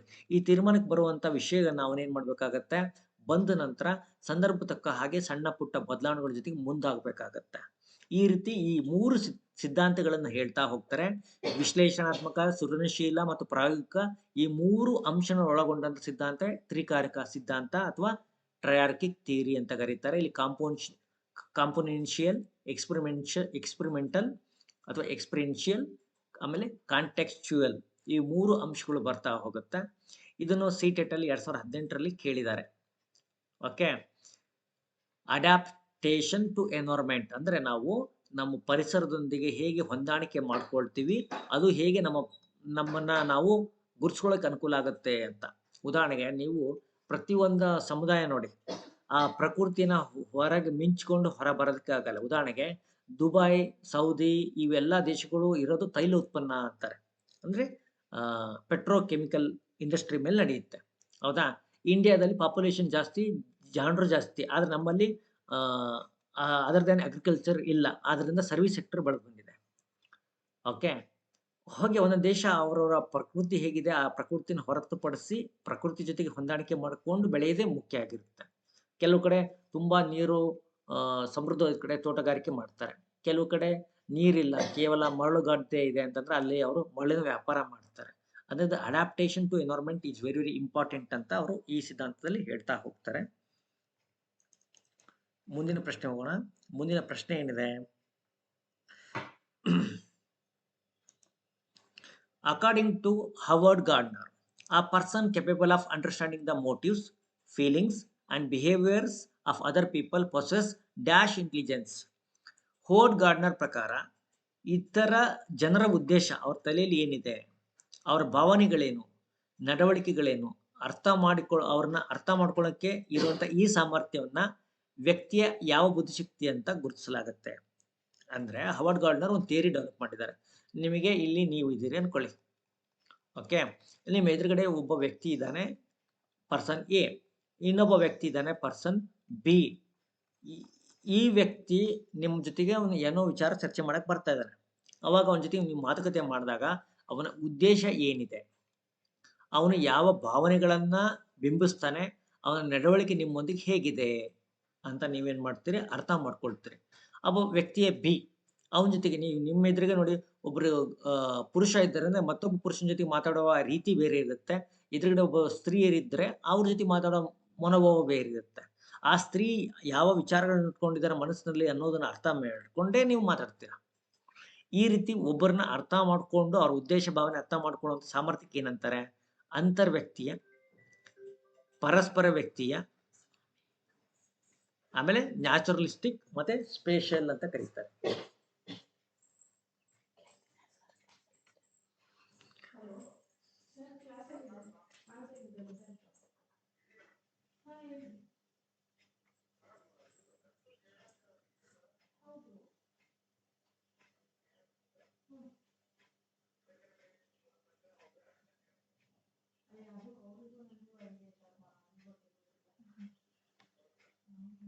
ಇಲ್ಲಿ ರೈಟ್ ಆನ್ಸರ್ ಯಾವುದು, ಇಂಟ್ರಾಪರ್ಸನಲ್, ಇಂಟರ್ಪರ್ಸನಲ್, ಪರಸ್ಪರ ವ್ಯಕ್ತಿಯ, ಅಂತರ್ ವ್ಯಕ್ತಿಯ ಅಂತಾರೆ.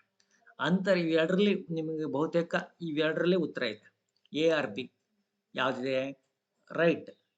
ಅಂತರ್ ವ್ಯಕ್ತಿಯ ಒಳಗಿಂದು ಇಂಟ್ರಾಪರ್ಸನಲ್, ಇಬ್ಬರ ವ್ಯಕ್ತಿ ನಡುವೆ ಎಂದು ಇಂಟರ್ ಪರ್ಸನಲ್. ಯಾವ್ದು ರೈಟ್ ಉತ್ತರ ಆಗತ್ತೆ, ಇಲ್ಲಿ ರೈಟ್ ಉತ್ತರ ಇಂಟರ್ ಪರ್ಸನಲ್ ಆಗತ್ತೆ, ಪರಸ್ಪರ ವ್ಯಕ್ತಿಯ ಅಂತ. ಏನ್ ಸಹ ಪರಸ್ಪರ ವ್ಯಕ್ತಿ ಅಂದ್ರೆ ಇಬ್ಬರ ವ್ಯಕ್ತಿಗಳ ನಡುವಿನ ಸಂಬಂಧ. ಇಲ್ಲಿ ಇಂಟೆಲಿಜೆಂಟ್ ಅವ್ರ ಪ್ರಕಾರ intelligent is not A single entity. Intelligent ಅನ್ನೋದು ಒಂದು ಸಿಂಗಲ್ ಎಂಟಿಟಿ ಅಲ್ಲ, ಒಂದು ಸಿಂಗಲ್ ಅಂಶ ಅಲ್ಲ. ಬುದ್ಧಿಶಕ್ತಿ ಒಂದೇ ಅಂಶದ ಮೇಲೆ ನಿರ್ಧಾರ ಆಗಲ್ಲ, ಬಹುತೇಕ ವಿಷಯಗಳ ಮೇಲೆ ನಿರ್ಧಾರ ಆಗತ್ತೆ. ಹಾವರ್ಡ್ ಗಾರ್ಡ್ನರ್ ಏನಂತಾರೆ, ಥಿಯರಿ ಆಫ್ ಮಲ್ಟಿಪಲ್ ಇಂಟೆಲಿಜೆನ್ಸ್ ಅಂತಾರೆ. ಥಿಯರಿ ಆಫ್ ಮಲ್ಟಿಪಲ್ ಇಂಟೆಲಿಜೆನ್ಸ್ ಅಂತ ಹಾವರ್ಡ್ ಗಾರ್ಡ್ನರ್ ಹೇಳ್ತಾರೆ. ಏನು ಸರ್ ಇವರ ಥಿಯರಿ ಆಫ್ ಮಲ್ಟಿಪಲ್ ಇಂಟೆಲಿಜೆನ್ಸ್ ಅಂದ್ರೆ ಏನು ಅಂತ ನಿಮಗೆ ನಾನು ಅರ್ಥ ಮಾಡಿಸುವಂತ ಪ್ರಯತ್ನವನ್ನ ನಾನು ಮಾಡ್ತೀನಿ. ಇವರ ಥಿಯರಿ ಬಹಳ ಇಂಪಾರ್ಟೆಂಟ್ ಆಗುತ್ತೆ ನೋಡಿ. ಇವತ್ತೆಷ್ಟು ಥಿಯರಿ ಬಗ್ಗೆ ನಾವು ಡಿಸ್ಕಸ್ ಮಾಡಿದ್ವಿ ಇವತ್ತಿನ ಪ್ರಶ್ನೆಯಲ್ಲಿ, ಬಹಳ ಇಂಪಾರ್ಟೆಂಟ್ ಇದೆ. ಈ ಥಿಯರಿ ಏನ್ ಹೇಳ್ತದೆ, ಇಂಟರ್ ಪರ್ಸನಲ್ ಮತ್ತೆ ಇಂಟ್ರಾ ಪರ್ಸನಲ್ ಅನ್ನುವಂಥ ಎರಡು ಅಂಶಗಳ ಮೇಲೆ ಹೋಗುತ್ತೆ. ಏನ್ ಹಿಂಗಂದ್ರೆ ಈ ಥಿಯರಿ ಏನ್ ಹೇಳುತ್ತೆ, ಇದು ಮಲ್ಟಿಪಲ್ ಇಂಟೆಲಿಜೆನ್ಸ್ ಬಗ್ಗೆ ಹೇಳ್ತಾ ಹೋಗುತ್ತೆ. ಮಲ್ಟಿಪಲ್ ಇಂಟೆಲಿಜೆನ್ಸ್ ಅಂದ್ರೆ ಒಬ್ಬ ವ್ಯಕ್ತಿ ಒಂದು ಸಾಮರ್ಥ್ಯದ ಮೇಲೆ ಅವನ ಜೀವನ ನಡೆಯಲ್ಲ, ಹಲವು ಸಾಮರ್ಥ್ಯಗಳ ಮೇಲೆ ಅವನ ಜೀವನ ನಡೆಯುತ್ತೆ. ಅವನ ಸಕ್ಸಸ್ ರೇಟ್ ಅವನ ಸಾಮರ್ಥ್ಯಗಳು ಹೇಗಿದೆ ಅನ್ನೋದ್ರ ಮೇಲೆ ನಡೆಯುತ್ತೆ ಅಂತ ಹೇಳ್ತಾರೆ. ಈಗ ನೋಡಿ, ಒಂದು ಸರ್ಕಲ್ ಹಾಕೊಂಡ್ರೆ ಹವರ್ಡ್ ಗಾರ್ಡ್ನರ್ ಪ್ರಕಾರ ಅವರ ಸಿದ್ಧಾಂತಗಳು ಏನ್ ಹೇಳ್ತಾರೆ ಅಂತಂದ್ರೆ, ಅವನ ಮ್ಯಾಥಮೆಟಿಕಲ್, ಅವನ ಗಣಿತೀಯ ಶಕ್ತಿಗಳು ಏನಿದೆ, ಅವನು ಹೇಗೆ ಲೆಕ್ಕಾಚಾರ ಹಾಕ್ತಾನೆ ಅನ್ನೋದ್ರ ಮೇಲೆ ಡಿಪೆಂಡ್ ಆಗುತ್ತೆ. ಅವನ ಲಿಂಗ್ವಿಸ್ಟಿಕ್ ಅಂತ ಹೇಳ್ತಾರೆ, ಅವನ ಭಾಷಾ ಸಾಮರ್ಥ್ಯ ಹೇಗಿದೆ ಅನ್ನೋದ್ರ ಮೇಲೆ ಅವ್ರು ಹೇಳ್ತಾ ಹೋಗ್ತಾರೆ. ಹಾಗೇನೆ ಅವರ ಇಂಟರ್ ಪರ್ಸನಲ್, ಒಬ್ಬ ವ್ಯಕ್ತಿಯನ್ನ ಈ ತನ್ನನ್ನು ತಾನು ಹೇಗೆ ಇಂಟರ್ ಪರ್ಸನಲ್ ಅಂತ ಕರೀತಾರೆ. ಒಬ್ಬ ವ್ಯಕ್ತಿ ತನ್ನನ್ನು ತಾನು ಹೇಗೆ ಅರ್ಥ ಮಾಡ್ಕೊಂಡಿದ್ದಾನೆ, ಎದುರಿಗಿದ್ದ ವ್ಯಕ್ತಿಗಳನ್ನ ಹೇಗೆ ಅರ್ಥ ಮಾಡ್ಕೊಳ್ತಾನೆ ಅನ್ನೋದು ಇಲ್ಲಿ ಬರ್ತಾ ಹೋಗುತ್ತೆ. ಇಂಟರ್ ಪರ್ಸನಲ್ ಮತ್ತೆ ಇಂಟ್ರಾ ಪರ್ಸನಲ್ ಅಂತ ಹೇಳ್ತಾರೆ. ಇಂಟ್ರಾ ಪರ್ಸನಲ್ ಅಂತಂದ್ರೆ ತನ್ನನ್ನು ತಾನು ಹೇಗೆ ಅರ್ಥ ಮಾಡ್ಕೊಳ್ಳೋದು, ಸೆಲ್ಫ್, ನಾವು ಇದನ್ನ ಸೆಲ್ಫ್ ಅಂತ ಹೇಳ್ಬೋದು. ಇದು ಇಂಟರ್ ಪರ್ಸನಲ್ ಅಂದ್ರೆ ಎದುರುಗಡೆ ಇರೋ ವ್ಯಕ್ತಿನ ಹೇಗೆ ಅರ್ಥ ಮಾಡ್ಕೊಳ್ತಾನೆ ಅಂತ ಹೇಳುವಂಥದ್ದು. ಹಾಗೇನೆ ಅವನ ಮ್ಯೂಸಿಕಲ್ ಶಕ್ತಿ ಹೇಗಿದೆ. ಉದಾಹರಣೆಗೆ ನಾನು ಗುರುತಿಸ್ಕೊಳೋದಾದ್ರೆ, ನನಗೆ ಮ್ಯೂಸಿಕ್ ಅಲ್ಲಿ ಒಂದು ಸಾಹಿತ್ಯವನ್ನು ಕೂಡ ಒಂದು ಇಡೀ ಹಾಡನ್ನ ಹಾಡೋದು ತುಂಬಾ ಕಷ್ಟ ಆಗತ್ತೆ. ಒಂದು ಹಾಡನ್ನ ಹಾಡೋದಕ್ಕೆ ಆಗಲ್ಲ. ಆದ್ರೆ ಕೆಲವು ವ್ಯಕ್ತಿಗಳು ತುಂಬಾ ಚೆನ್ನಾಗಿ ಒಂದು ಇಡೀ ಕವಿತೆಯನ್ನ ಅವರು ಸಾಹಿತ್ಯ ಓದಿರಲ್ಲ, ಆದ್ರೆ ಇಡೀ ಒಂದು ಗೀತೆಯನ್ನ ಹಾಡ್ತಾರೆ. ಹಳೆಯ ಗೀತೆಗಳನ್ನು ತುಂಬಾ ಮಧುರವಾಗಿ ಹಾಡೋ ಶಕ್ತಿ ಅವ್ರಿಗೆ ಇರುತ್ತೆ. ಅವ್ರಿಗೆ ಮ್ಯೂಸಿಕಲ್ ಎಬಿಲಿಟಿ ಇರುತ್ತೆ. ನನಗೆ ಲಿಂಗ್ವಿಸ್ಟಿಕ್ ಎಬಿಲಿಟಿ ತುಂಬಾ ಚೆನ್ನಾಗಿದೆ. ಗಣಿತೀಯಗಿಂತ ನನಗೆ ಲಿಂಗ್ವಿಸ್ಟಿಕ್ ಎಬಿಲಿಟಿ ಚೆನ್ನಾಗಿದೆ. ಹಾಗೆ ಇಂಟ್ರಾ ಪರ್ಸನಲ್ ಮತ್ತೆ ಇಂಟರ್ ಪರ್ಸನಲ್ ಎಬಿಲಿಟಿ ಇದೆ, ಆದ್ರೆ ಮ್ಯೂಸಿಕಲ್ ಎಬಿಲಿಟಿ ನನ್ನ ಹತ್ರ ಇಲ್ಲ. ಓಕೆ, ಇದು ಕೂಡ ಇರುತ್ತೆ. ಹಾಗೆ ವಿಜುವಲ್ ಎಬಿಲಿಟಿ ಅಂತ ಇರುತ್ತೆ, ನೋಡಿ ಅಳಿಯುವ ಸಾಮರ್ಥ್ಯ, ಅರ್ಥೈಸಿಕೊಳ್ಳುವಂತ ಸಾಮರ್ಥ್ಯ ಇರುತ್ತೆ. ಹಾಗೆ ನ್ಯಾಚುರಲಿಸ್ಟಿಕ್ ಎಬಿಲಿಟಿ ಅಂತ ಇದೆ, ನ್ಯಾಚುರಲಿಸ್ಟಿಕ್ ಎಬಿಲಿಟಿ ಅಂತ. ಹೀಗೆ ಇಷ್ಟೆಲ್ಲ ಇರುತ್ತೆ.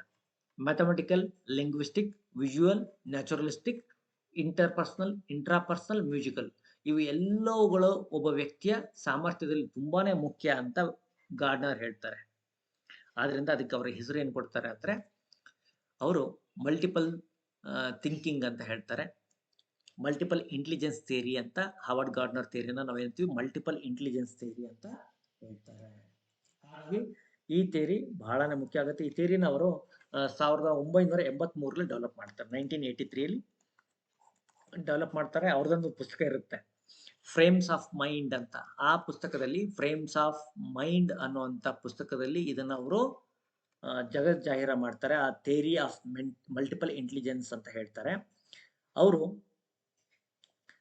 ಯೂಶಲಿ ಅವರು ಏನು ಹೇಳ್ತಾರೆ ಅಂತಂದ್ರೆ, ಟ್ರೆಡಿಷನಲ್ IQ ಟೆಸ್ಟ್ಗಳು ಏನ್ ಮಾಡ್ತಾರೆ, ಬಿನೆ ಅವ್ರದ್ದು IQ ಟೆಸ್ಟ್ ಏನಿದೆ, ಆ IQ ಟೆಸ್ಟ್ ಕೇವಲ ಒಬ್ಬ ವ್ಯಕ್ತಿಯ ಲಿಂಗ್ವಿಸ್ಟಿಕ್, ಅವನ ಭಾಷಾ ಸಾಮರ್ಥ್ಯ, ಲಿಂಗ್ವಿಸ್ಟಿಕ್ ಎಬಿಲಿಟಿ, ಹಾಗೇನೆ ಅವನ ಲಾಜಿಕಲ್ ಥಿಂಕಿಂಗ್, ಅವನ ಮ್ಯಾಥಮೆಟಿಕಲ್ ಎಬಿಲಿಟಿನ ಮಾತ್ರ ಜಡ್ಜ್ ಮಾಡುತ್ತೆ.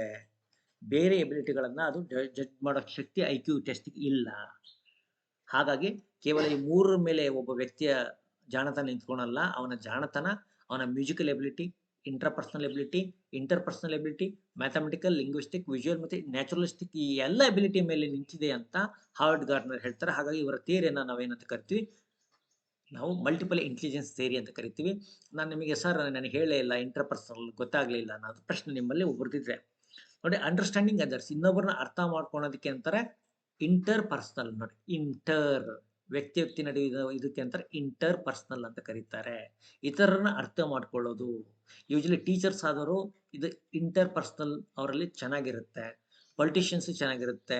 ಈ ರೆಪ್ ಕೆಲಸ ಮಾಡ್ತಾರಲ್ಲ, ಬಿಸ್ನೆಸ್ ಮೈಂಡೆಡ್ ಪೀಪಲ್ ಏನಿರ್ತಾರಲ್ಲ, ಅವರಲ್ಲಿ ಇಂಟರ್ ಪರ್ಸನಲ್ ಚೆನ್ನಾಗಿರುತ್ತೆ. ಕೆಲವರು ಇಂಟ್ರಾ ಪರ್ಸನಲ್, ತಮ್ಮನ್ನ ತಾವು ಚೆನ್ನಾಗಿ ಅರ್ಥ ಮಾಡ್ಕೊಂಡಿರ್ತಾರೆ. ಅವರ ಭಾವನೆಗಳು, ಅವರ ಫೀಲಿಂಗ್ಸ್, ಇವುಗಳನ್ನ ಚೆನ್ನಾಗಿ ಅರ್ಥ ಮಾಡಿರ್ತಾರೆ. ಅದನ್ನ ಇಂಟ್ರಾ ಪರ್ಸನಲ್ ಅಂತಾರೆ. ಈ ಉದಾಹರಣೆಗೆ ಆಧ್ಯಾತ್ಮದಲ್ಲಿ ಹೋಗಿರೋಂಥ ಜನ, ತಮ್ಮ ಬಗ್ಗೆ ತಾವು ಹೆಚ್ಚು ಟೈಮ್ ಕೊಡುವಂಥ ಜನ ಅವರು ಹೇಳ್ತಾರೆ. ಅಂದ್ರೆ ನಾನು ಕನ್ನಡಿಗರಿಗೆ ನಾನು ಭಾಳ ಟೈಮ್ ಕೊಡ್ತೀನಿ ಸರ್ ಅಂತಂದ್ರೆ, ಆ ಕನ್ನಡಿಗರಿಗೆ ಕೊಡೋದೆಲ್ಲ ಲೆಕ್ಕ ಇಲ್ಲ.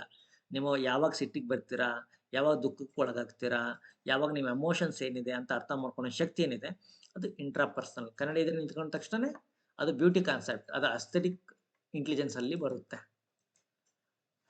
ಓಕೆ, ಇನ್ನೊಂದು ಪ್ರಶ್ನೆಗೆ ಹೋಗೋಣ. Which of the following is an example of a group non verbal intelligence? ಅಶಾಬ್ದಿಕ ಬುದ್ಧಿಶಕ್ತಿ, ಅಶಾಬ್ದಿಕ ಬುದ್ಧಿಶಕ್ತಿಗೆ ಉದಾಹರಣೆ ಯಾವುದು? ಅಲ್ಲ, ಉದಾಹರಣೆ ಯಾವುದು? ಯಾವ ಟೆಸ್ಟು ಅಶಾಬ್ದಿಕ ಬುದ್ಧಿಶಕ್ತಿ? ಅಂದ್ರೆ ಇಲ್ಲಿ ಅಶಾಬ್ದಿಕ, ಅದಕ್ಕೆ ಆ ಗ್ರೂಪ್, ಒಂದು ಗ್ರೂಪಿಗೆ ಅಡ್ಮಿನಿಸ್ಟ್ರೇಟ್ ಮಾಡೋ, ಒಂದು ಗುಂಪಿಗೆ ನೀವು ಮಾಡಂಗಿರ್ಬೇಕು, ಆದ್ರೆ ಅದು ವರ್ಬಲ್ ಆಗಿರಬಾರ್ದು, ಇದು ನಾನ್ ವರ್ಬಲ್ ಆಗಿರ್ಬೇಕು. ಯಾವುದು? ಸ್ಟ್ಯಾನ್ಫೋರ್ಡ್ ಬಿನೆ ಪರೀಕ್ಷೆ, ಆರ್ಮಿ ಆಲ್ಫಾ ಪರೀಕ್ಷೆ, ವೆಸ್ಲರ್ ಅವರ ವಯಸ್ಕರ ಮಾಪನ, ರೆವೆನ್ಸ್ ಮ್ಯಾಟ್ರಿಕ್ಸ್, ಯಾವ್ದು ಬರುತ್ತೆ? ಉತ್ತರ ಹೇಳಿ. ನೀವು ಒಂದು ಗ್ರೂಪಿಗೆ ಹೇಳಂಗಿರ್ಬೇಕು, ಒಂದು ಗ್ರೂಪ್ಗೆ ನೀವು ಅಡ್ಮಿನಿಸ್ಟ್ರೇಟ್ ಮಾಡಂಗಿರ್ಬೇಕು, ಆದ್ರೆ ಅದು ವರ್ಬಲ್ ಆಗಿರಬಾರ್ದು, ಅದು ನಾನ್ ವರ್ಬಲ್ ಆಗಿರಬೇಕು.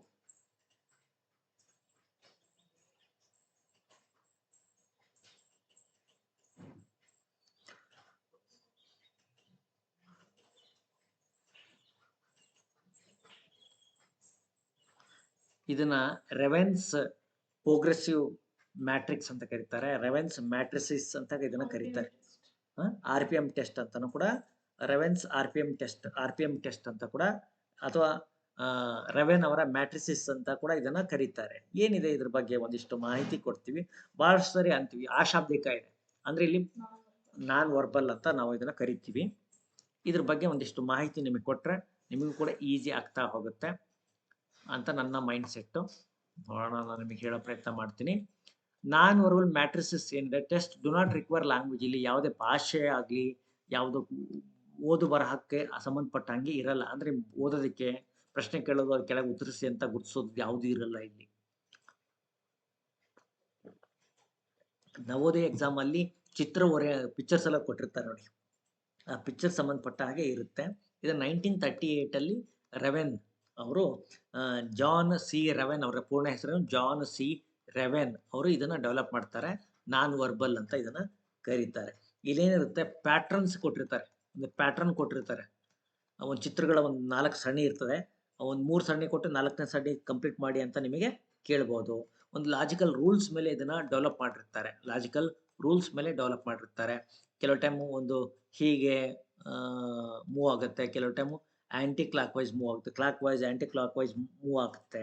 ರಿಲೇಶನ್ಶಿಪ್, ಸಂಬಂಧ ಗುರ್ಸೋದಕ್ಕೆ ಸಂಬಂಧಪಟ್ಟಿರುವಂತಹ ಪಿಕ್ಚರ್ಸ್ ಎಲ್ಲ ಬರುತ್ತಲ್ಲ, ಅದೆಲ್ಲ ಇದರಲ್ಲೇ ಬರ್ತಾ ಹೋಗುತ್ತೆ.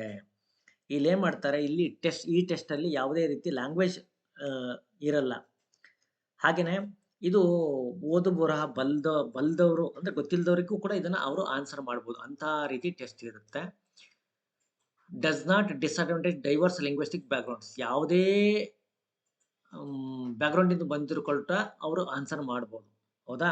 ಇಲ್ಲಿ ಅಬ್ಸ್ಟ್ರಾಕ್ಟ್ ಥಿಂಕಿಂಗ್ ಇರುತ್ತೆ, ಜಿಯೋಮೆಟ್ರಿಕಲ್ ಪ್ಯಾಟರ್ನ್ಸ್ ಕೊಟ್ಟಿರ್ತಾರೆ. ಈ ನವೋದಯ ಎಕ್ಸಾಮ್ಸ್ ಅಲ್ಲಿ ಚಿಕ್ಕ ಮಕ್ಕಳಿಗೆ ಪಿಕ್ಚರ್ ಕಂಪ್ಲೀಷನ್ಸ್ ಇರುತ್ತೆ ನೋಡಿ, ಅದೆಲ್ಲ ಇಂಥದೇ ಟೆಸ್ಟ್ ಅಂತ ಹೇಳ್ಬೋದು, ನಾನ್ ವರ್ಬಲ್ ಅಂತ ಹೇಳ್ಬೋದು. ಓಕೆ, ಆರ್ಮಿ ಆಲ್ಫಾ ಬಂದಿದೆಯಲ್ಲ ಸರ್, ಅದು ಒಂದು ಗ್ರೂಪಿಗೆ ನೀವು ಅಡ್ಮಿನಿಸ್ಟರ್ ಮಾಡ್ಬೋದು, ಅಲ್ಲಿ ವರ್ಬಲ್ ಇರುತ್ತೆ. ಸ್ಟ್ಯಾನ್ಫೋರ್ಡ್ ಬಿನೆ ಅವ್ರದ್ದು ಇಂಡಿವಿಜುವಲ್ ವರ್ಬಲ್ ಇರುತ್ತೆ. ರೆವೆನ್ ಅವ್ರದ್ದು ಗ್ರೂಪಿಗೆ ಇರುತ್ತೆ, ಮತ್ತೆ ನಾನ್ ವರ್ಬಲ್ ಇರುತ್ತೆ. 2015 ಟೆಟ್ ಅಲ್ಲಿ ಕೂಡ ಇದನ್ನ ಕೇಳಿದ್ದಾರೆ. ಇಂಪಾರ್ಟೆಂಟ್ ಕಾನ್ಸೆಪ್ಟ್ ಇದೆ. ಓಕೆ, ಮುಂದಿನ ಕಾನ್ಸೆಪ್ಟ್ ಕಡೆ ನಾವು ಹೋಗೋಣ.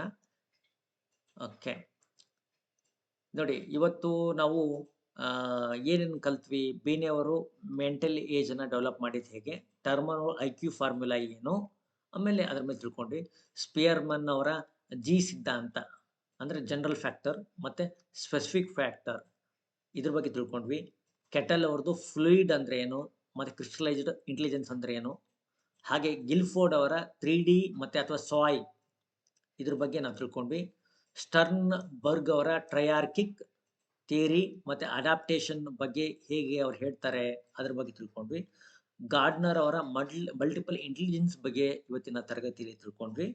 ಜೊತೆಗೆ ಅಂತಿಮವಾಗಿ ನಾವು ಮತ್ತೊಂದು ಅಂಶದ ಬಗ್ಗೆ ತಿಳ್ಕೊಂಡ್ವಿ, ರೆವೆನ್ಸ್ ಅವರ ಮ್ಯಾಟ್ರಿಸಸ್ ಬಗ್ಗೆನೂ ಕೂಡ ನಾವು ಇವತ್ತಿನ ತರಗತಿಯಲ್ಲಿ ತಿಳ್ಕೊಂಡಿದ್ವಿ.